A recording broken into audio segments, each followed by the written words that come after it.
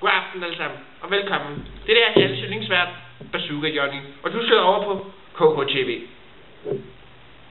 Overskriften i aften lyder på børnearbejde i Kina og Thy Erhvervsråd Kina-konference. Og nu er vi i marken, hvor vi har kjole i Kina.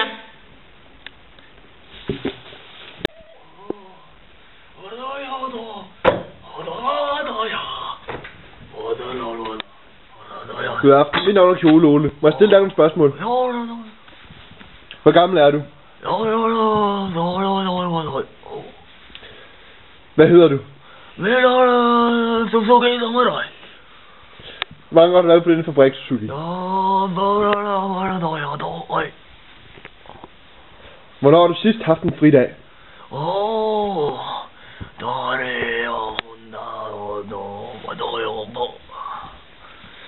Tak for alt. Dette var Kjole Ole fra tøjfabrikken i Sydkina. Tak, Suzuki. Har du en sidste kommentar, inden vi går?